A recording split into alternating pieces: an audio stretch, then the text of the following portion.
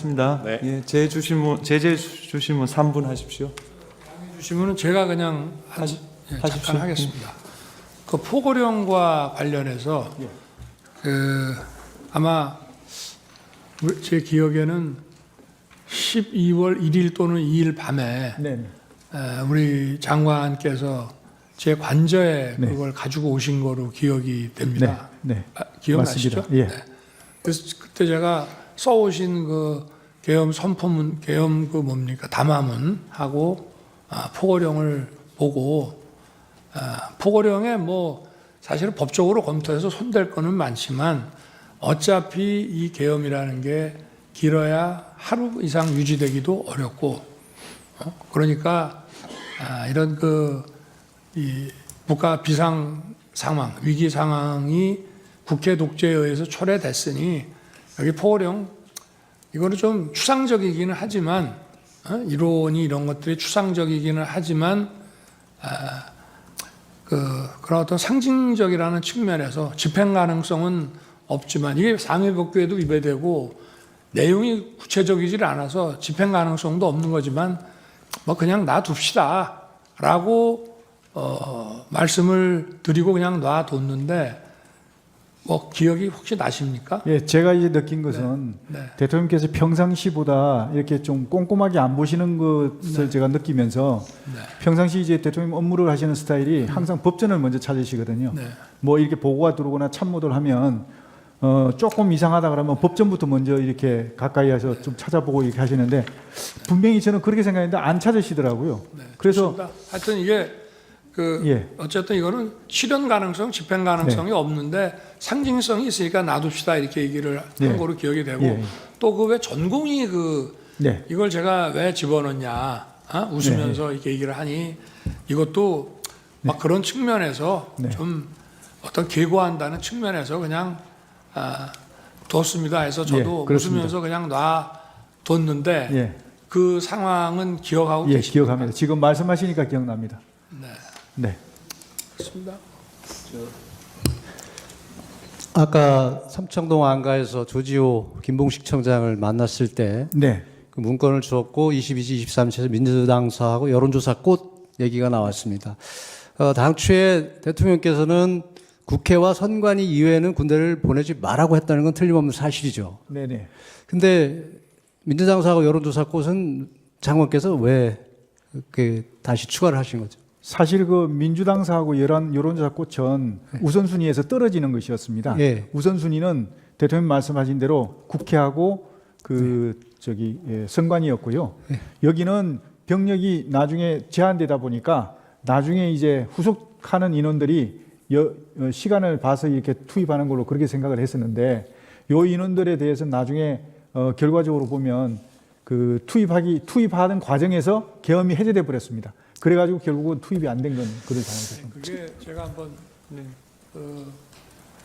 지금 이제 국회 독재가 이런 망국적 위기 상황의 주범이라는 차원에서 질서 유지와 그 상징성 측면에서 국회에 군을 투입했지 않습니까?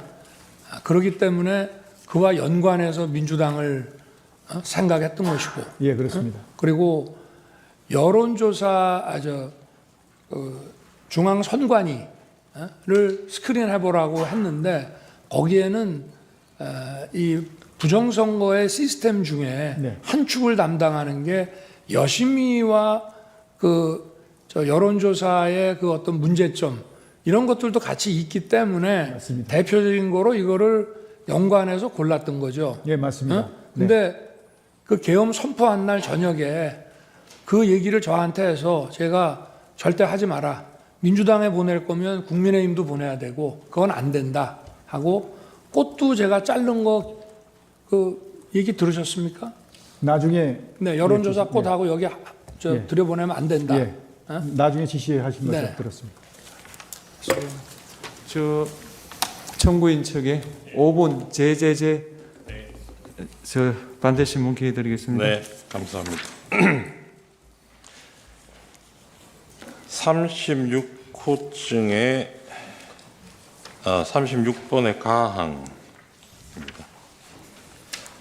증인 문상호한테 그리고 노상원도 마찬가지죠. 여인영 선관위 출동 지시 하신 적이 있죠. 예, 그렇습니다. 예. 다항으로 넘어가겠습니다. 갑 15호증의 1. 증인 기소에 관한 검찰 보도자료 10쪽 제시하겠습니다. 여기 보면 노상원, 문상호, 여인영 등이 선관위 서버를 확보하고 직원들을 체포할 계획을 세우고 이런 장비들을 준비해서 출동을 합니다. 이렇게 구체적인 내용까지는 증인이 지시하신 건 아니겠죠? 이런 것까지 장관이 네, 관여할 사안은 아닌 것 알겠습니다. 같습니다. 아까 체포 명단에 보면 체포 명단 아니라고 하시니까 하여튼 그 명단에 보면 포고령 위반 우려가 있는 사람들 김명수 전 대법원장하고 권순일 전 대법관이 포함되어 있어요. 이거는 증인이 지목해 주신 겁니까? 아니면 여인영이 자기가 적은? 거기 이제 그 포고령 위반 사항에 관련된 주요 정치인 분들도 계시고 거기 이제 권순일 이렇게 대법관 하신 그분들은 이제 그 어떻게 보면 사회적인 관심 이슈가 되는 분들이기 때문에 한번 나중에 기회가 되면 네. 확인을 해볼 필요가 있겠다. 팩트를 한번 확인해 볼 네, 필요가 네, 있다. 네. 그런 알겠습니다. 차원에서 들어간 것이지 그분을 무슨 뭐 어떻게 해가지고 하겠다 이런 뜻이 아니었습니다. 네, 알겠습니다. 아까 포고령에 대해서 피청구인도 그렇게 취지로 묻으셨고 증인도 동의를 하신 것 같은데 포고령이 집행 가능성이 없고 뭐 실효성이 없는 것으로 생각했다 이런 취지신 거죠? 예? 포고령이 집행 가능성도 없고 실효성도 없다. 아까 피청구인이 그렇게 물론 말씀을 하셨어요. 대통령께서 그렇게 말씀하셨지만 주무장관은 그렇게 생각지 않습니다. 아, 그래요? 네, 그러면 효력이 있으니까 그렇습니다. 실제로 집행하려고 하셨겠네요. 당연히 그렇게 하는 게 예. 맞다고 생각합니다. 네, 그래서 그 뒤에 나중에 이재명 대표 뭐 몇 사람을 포고령 위반으로 고발도 하셨죠. 그런 적 없습니다. 이재명 없습니까? 대표로요? 제가? 예. 예. 제가요? 언론의 보도는 그렇게 되어 있습니다. 저는 본인이 하신 게 아닙니까? 예, 그건 알겠습니다. 저기 마지막으로 이 비상계엄에 실패한 가장 큰 이유가 뭐라고 생각하십니까? 예? 이 비상계엄에 실패한 가장 큰 이유가 뭐라고 생각하세요? 비상계엄을 실패했다. 저는 뭐 실패 성공이라고 생각지는 않습니다.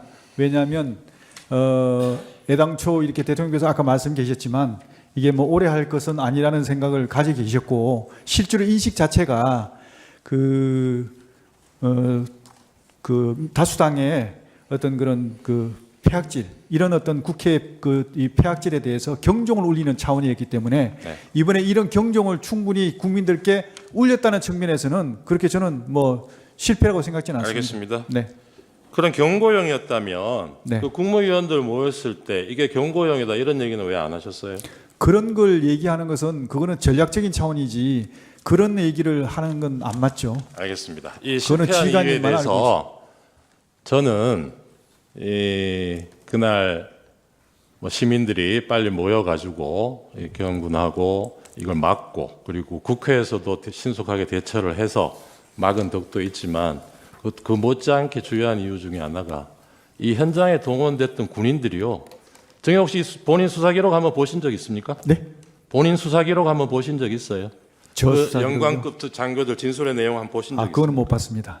여기 보시면 대부분 영관급 장교들이 이날 자신들이 무슨 임무를 받고 여기 가서 뭘 할지를 모르는 상태에서 출동 지시를 받고 갑니다. 근데 현장에 가서 보니까 내가 총을 들고 상대에 대적해야 될 사람들이 국회의원들이고 시민들이고 이런 거예요. 선거관리위원회고. 그래서 상당수 군인들이 이건 뭔가 아닌 것 같다. 이렇게 진술을 하는 사람들이 많습니다.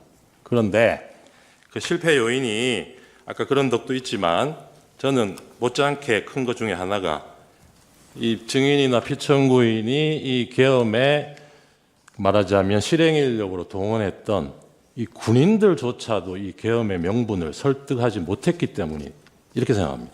어떻게 생각하세요? 그것은 한번 나중에 평가를 해보겠습니다. 네, 이상입니다. 네.